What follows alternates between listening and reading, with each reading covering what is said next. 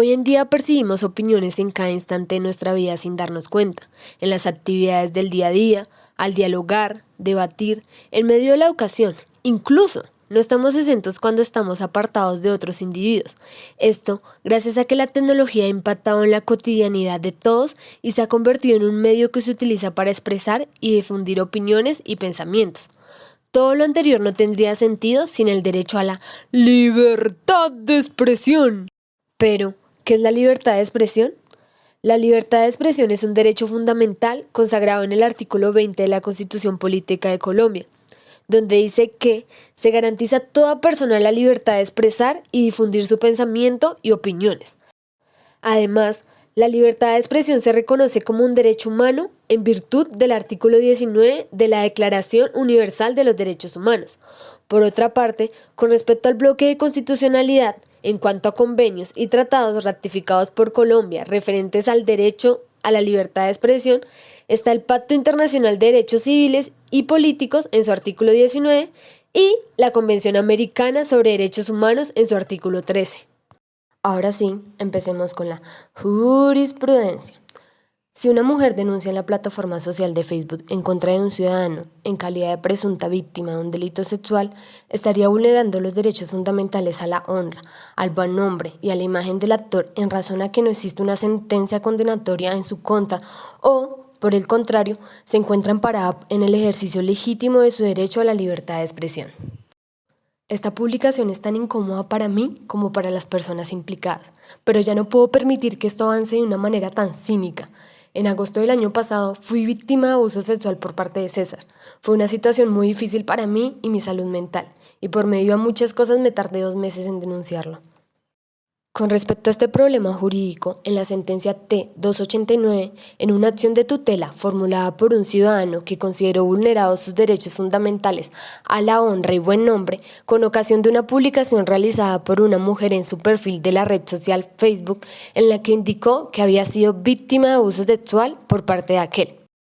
El accionante afirmó que si bien sostuvo relaciones sexuales con la accionada el día de los hechos, estas fueron consentidas y fueron producto del estado de alteración psíquica en el que se encontraba por el consumo de alcohol y otras sustancias psicoactivas, y que, por ello, era necesario suprimir la publicación en cuestión, rectificar la información y pedirle excusas públicas. Por su parte, la mujer manifestó que no era cierto que las relaciones sexuales hubieran sido consentidas, pues, en su defensa, sostuvo que específicamente le manifestó al actor que no deseaba tener relaciones con él ese día y que éste abusó del estado de debilidad en el que ella se encontraba. Tras una ponderación de los intereses en tensión, la Sala Novena de Revisión estima necesario revocar la decisión de instancia y negar el amparo ius fundamental de precado, pues considera que, tras una ponderación de los intereses en tensión, de un lado, el buen nombre y honra del actor, y de otro, la libertad de expresión de la accionada en su condición de presunta víctima de un delito sexual, se hace necesario entender que la afectación que el actor puede llegar a sufrir con ocasión a la publicación realizada es inferior al menoscabo que padecería la accionada en el evento en el que se limitara su posibilidad de denunciar los hechos de los que afirma haber sido víctima. De esta forma, el derecho a denunciar delitos sexuales implica la flexibilización de los principios de veracidad e imparcialidad de la información divulgada. Ahora, siguiendo este marco, ¿qué nos dice la Corte con respecto al escrache virtual? En la sentencia T-061 del 23 de febrero de 2022, la Corte se pronuncia respecto a este tema. El desarrollo gira en torno a la difusión de 2 informes sobre violencia sexual relacionados con el Departamento de Antropología de la Universidad Nacional, en donde se hicieron señalamientos a varios profesores por actos de violencia basados en el género y se acusó a uno de ellos de acoso sexual contra un estudiante, lo que produjo la presentación de una acción de tutela contra la profesora que hizo la denuncia. El actor, en defensa de sus derechos a la intimidad, buen nombre y honra, sostuvo que las afirmaciones que se hacen en dichos informes son infundadas, calumniosas y difunden datos que afectan su seguridad e integridad personal y el derecho a la presunción de inocencia.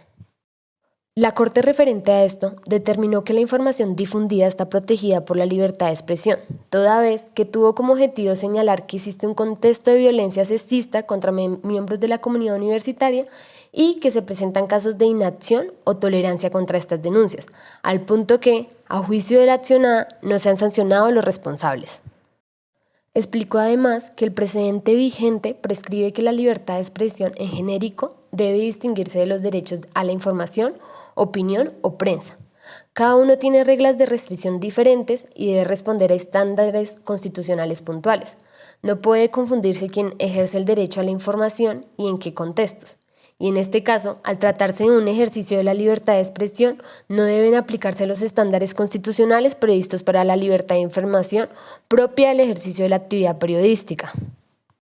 Es así que con esta sentencia, la Corte Constitucional legitima el escrache virtual. ¡Alto ahí! Es importante aclarar que, si bien la libertad de información protege el derecho de las mujeres a publicar denuncias de acoso por redes sociales, no otorga un derecho irrestricto a publicar datos privados o semiprivados del presunto acusado, cuando el conocimiento de dicha información por terceros no cumple ningún propósito legítimo y no tiene una conexión directa con un asunto de interés público.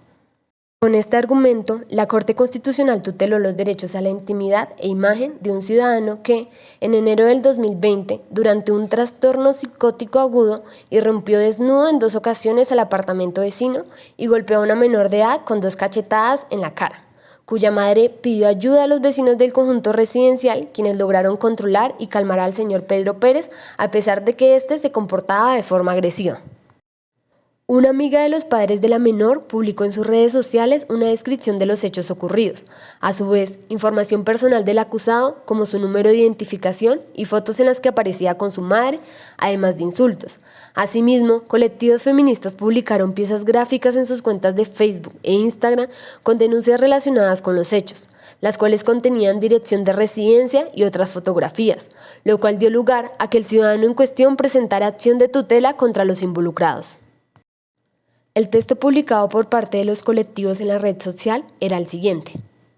Con respecto a la libertad de expresión en redes sociales y el ciberactivismo feminista, el alto tribunal reconoció la importancia de la labor del ciberactivismo feminista que los colectivos llevan a cabo por medio de redes sociales, y nos dice que las redes sociales e Internet juegan un papel importante en la reivindicación de la igualdad entre hombres y mujeres, resaltando que el acceso a los medios digitales de comunicación ha impulsado movimientos de ciberactivismo feminista, en tanto la web no está jerarquizada, y por lo tanto ha permitido a las mujeres difundir sus ideas en condiciones de igualdad,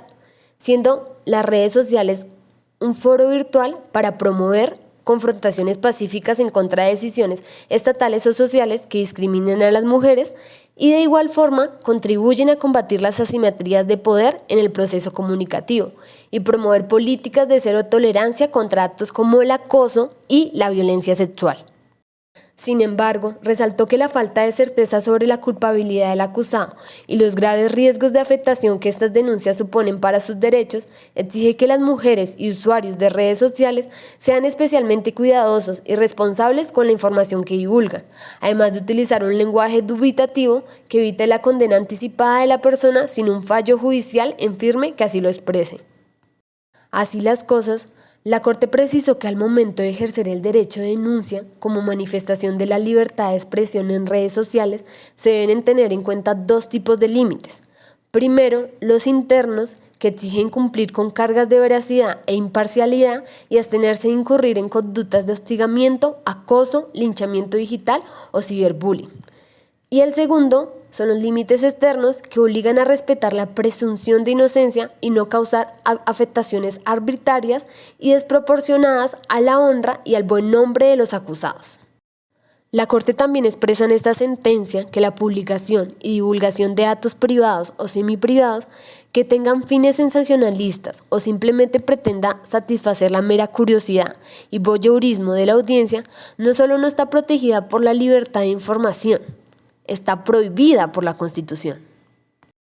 La Sala consideró que la Constitución protege el derecho de las mujeres y de los particulares a denunciar por redes sociales los actos de discriminación, violencia, acoso y abuso de los que sean víctimas o tengan noticia. En concreto, señaló que las denuncias públicas de estos actos, individuales o agregadas, comúnmente conocidas como escraches, constituyen un ejercicio prima facie legítimo de la libertad de expresión que goza de protección constitucional reforzada.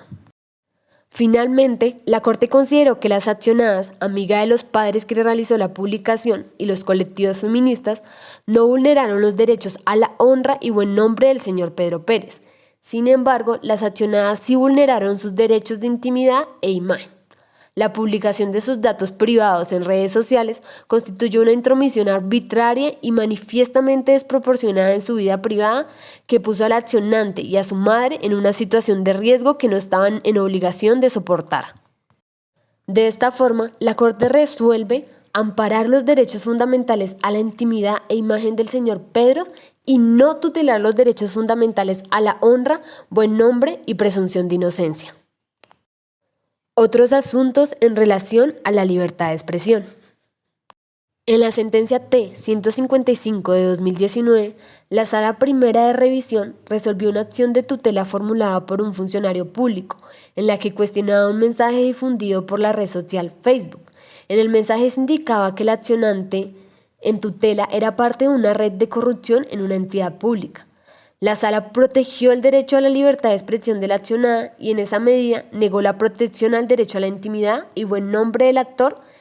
Precisó la Sala que no se violan los derechos fundamentales al buen nombre, a la honra o a la intimidad de un servidor público cuando una persona, en ejercicio de su libertad de expresión y en su derecho a ejercer control al poder político, lo cuestiona y relaciona con la comisión de actuaciones contrarias a la ley. Este discurso goza de protección constitucional reforzada, ya que se dirige a denunciar actos en los que se cuestiona a funcionarios que definen la ejecución de recursos públicos. Con respecto a este mismo tema, la sentencia ya trabajada, T-061-2022, concluye que el derecho a la intimidad y honra protege los aspectos privados de todas las personas, pero en casos de servidores públicos se les resta ámbito de protección en virtud de la condición reforzada del derecho a la libertad de expresión. Para terminar este video, el sistema interamericano excluye de su ámbito de protección a ciertos tipos de discurso, en conformidad con el artículo 13.5 de la Convención Americana, y con otros instrumentos de derechos humanos. Efectivamente, la propaganda de la guerra y la apología del odio que constituyan incitación a la violencia con la voluntad y la potencialidad de causar violencia, así como la incitación directa y pública al genocidio y a la pornografía infantil, son expresiones no protegidas por la Convención. Por lo tanto, el gobierno colombiano tiene el deber de prohibir aquellos discursos que promuevan el odio e inciten a la violencia.